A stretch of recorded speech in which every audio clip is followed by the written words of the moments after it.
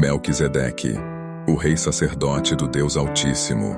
Melquisedeque é uma das figuras mais enigmáticas e fascinantes das Escrituras Sagradas. Seu nome surge pela primeira vez em Gênesis 14, em um cenário que une o campo de batalha à adoração.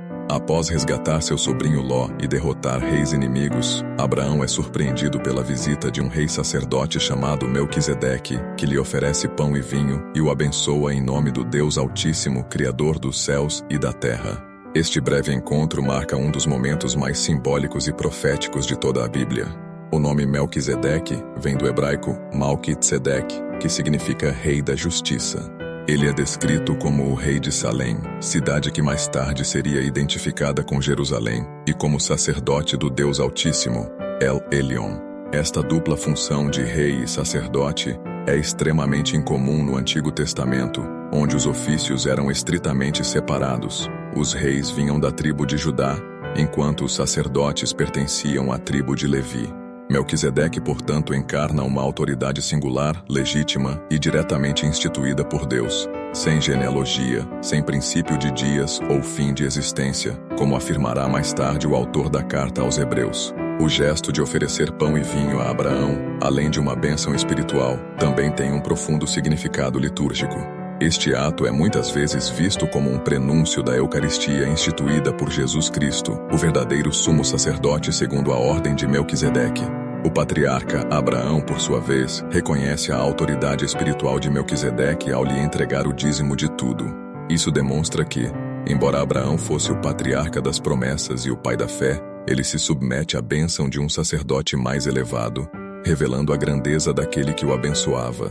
No Salmo 110, 4, Davi, em um salmo messiânico, declara: Tu és sacerdote para sempre segundo a ordem de Melquisedeque. Esta passagem é essencial para compreender o papel de Jesus como sacerdote eterno. Ao contrário dos sacerdotes levíticos, cujos ofícios eram temporários e herdados por linhagem, Jesus exerce um sacerdócio eterno, baseado não na descendência carnal, mas na vida indestrutível. A Epístola aos Hebreus, capítulos 5 a 7, desenvolve profundamente essa comparação, apresentando Cristo como o cumprimento e a perfeição do tipo melquisedequiano. Hebreus 7 destaca que Melquisedeque, sem pai, sem mãe, sem genealogia, simboliza um sacerdócio eterno e superior ao da lei mosaica. Sua figura transcende o tempo e a estrutura sacerdotal de Israel, apontando para uma nova aliança baseada em promessas superiores. Jesus, o Filho de Deus, não se tornou sacerdote por lei humana, mas por juramento divino, sendo declarado por Deus: Tu és sacerdote para sempre. Isso estabelece a superioridade do sacerdócio de Cristo, que intercede perpetuamente pelos que a ele se achegam. Muitos estudiosos e teólogos ao longo da história têm debatido sobre quem foi Melquisedeque. Alguns o consideram uma teofania, isto é, uma manifestação divina em forma humana. Outros veem nele um tipo profético de Cristo, uma figura histórica real usada por Deus para antecipar o Messias. A tradição judaica, por sua vez, muitas vezes o identifica com Sem, filho de Noé, que ainda estaria vivo na época de Abraão. Independentemente da interpretação, Melquisedeque permanece como um símbolo do sacerdócio eterno e justo, livre da corrupção e das limitações humanas. Ele aponta para uma adoração pura, direta ao Deus Altíssimo, e para um caminho espiritual que transcende as instituições religiosas formais. Seu ministério é um elo entre o Antigo e o Novo Testamento, um prenúncio da redenção perfeita em Jesus Cristo.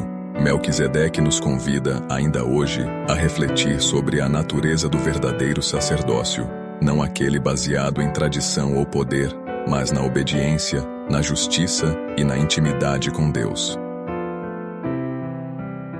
Como ele, somos chamados a oferecer pão e vinho, sinais de comunhão, partilha e sacrifício, e a abençoar em nome do Deus Altíssimo todos aqueles que cruzam nosso caminho.